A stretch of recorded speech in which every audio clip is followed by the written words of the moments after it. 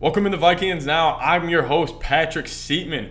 Waking up on a Monday night football game day, it feels great. Haven't been this excited for a Vikings football game since last week. I mean, every game I get fired up for, but this is a big time game. Going against those Philadelphia Eagles, there's a ton of playoff implications already in a week 2 matchup. And I woke up this morning thinking game plan. I woke up kind of wondering, what are the Vikings coaches and that coaching staff thinking about as 4 things they need to do to beat this Eagles team? And I have my 4, and we'll see after watching tonight if it's similar to what the Vikings coaching staff have whipped up. So I have 4 things in today's video that I think the Vikings need to do to beat the Philadelphia Eagles. If you guys haven't already, hit that subscribe button. Best way to support me. Get the good mojo going into this Monday night game. Get the good vibes. Get the good luck going. Get this Vikings community fired up. And give me a skull down in the comments. I want to bring the purple rain, to quote Paul Allen,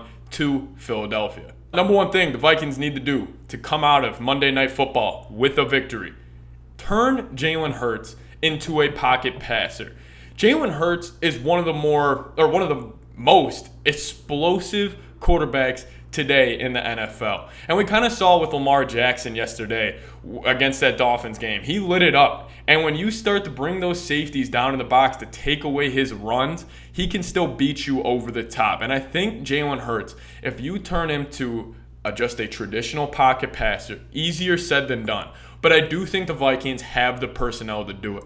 They have 2 great edge rushers in Zadarius Smith and Danielle Hunter that kind of keep him contained in the pocket. And then also, I think you're going to need to get a little and more interior pressure than the Vikings did last week. I think Dalvin Tomlinson, Harrison Phillips, I think they could be set to have good games. They'll have their hands full dealing with Jason Kelce, however.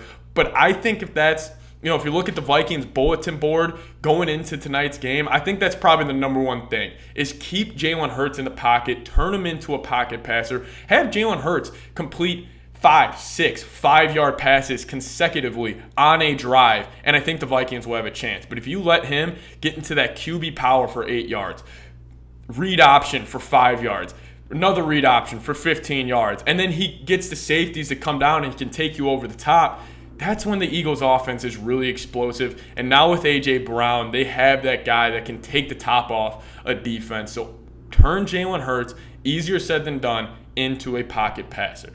Now, I think a lot of tonight's game is going to be won in the trenches. Both sides of the football. I think if you're looking at it going into the game, the Eagles have the advantage in the trenches. I think there are a bunch of dogs in there. Jerron Hargrave, Fletcher Cox, Jordan Davis. I think they're a bunch of dogs. They're a great front 7. But the Lions last week and DeAndre Swift gashed them. DeAndre Swift went for 15 rushes for 144 yards.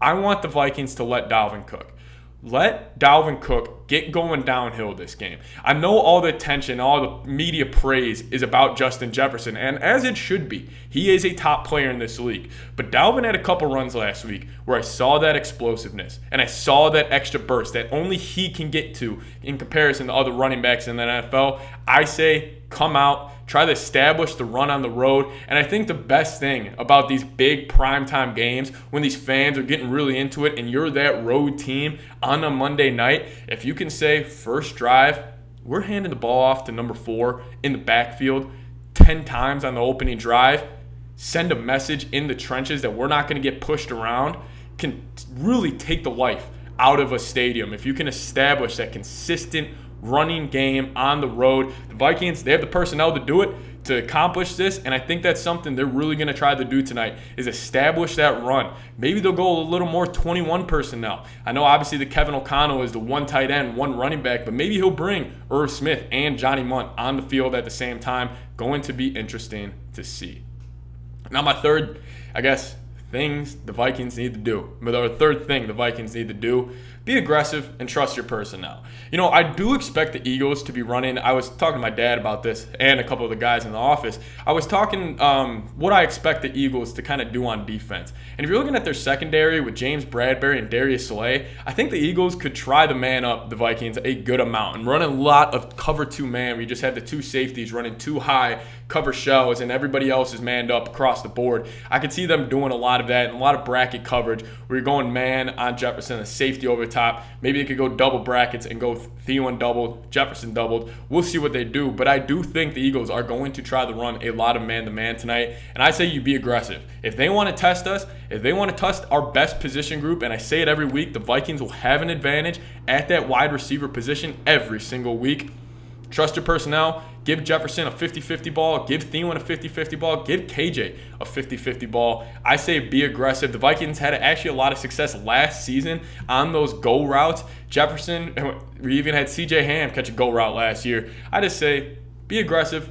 Trust your personnel. And go get a win. Don't try to not lose this. Go try to win the game. And I think that's the new philosophy and new energy that Kevin O'Connell is bringing in here, where we are trying to win football games. We're not trying not to lose them, which is kind of the energy that Mike Zimmer and the taste that Mike Zimmer left in all of our Vikings fans' mouths last year, that kind of bitter taste of we were trying not to lose games. Be aggressive. Trust your personnel. Trust your guys on the outside. And now I want to ask you guys this. This will be the pinned comment. I'm curious. Over under Vikings points today. I'm gonna put it at 24.5. 24.5 points for the Vikings. Do you guys think they're gonna get over, or do you think it's gonna be under? Obviously, the Lions hung 35 on the Eagles last week, and Lions look to have not a bad offense right now throughout the first 2 weeks, but it is a Monday night game going to Philadelphia. They have some dogs on the defensive side of the football there. Let me know what you think. Over under 24.5 points for the Minnesota Vikings against the Philadelphia Eagles. Last point. Kind of mentioned it earlier with establishing the run. I think you got to win in the trenches. And I think this starts with that Vikings front seven. The Vikings front seven has a really strong chance to be great this year, and I really believe that. If you're looking at like the typical front sevens in this modern day NFL running this 3-4, having those two edge rushers, meeting at the quarterback and meeting at Jalen Hurts, it can suffocate a pocket for an opposing quarterback, especially with how athletic Zadarius Smith and Daniil Hunter are moving around. I think obviously they can't keep up with Jalen Hurts, but they can keep up better than most. So I do think with the edge rushers the Vikings have, and then with that interior pressure of Tomlinson and Phillips just constantly coming at you, strain after strain, play after play, that interior pressure, I do think it can help. I think winning the trenches is something huge the Vikings need to do today. But I want to ask you guys, we got probably when this video goes up about 7.5 hours until game time. Let me know what you guys think the Vikings need to do to beat the Philadelphia Eagles. I love talking to you guys. See you guys next time. Skol Vikes.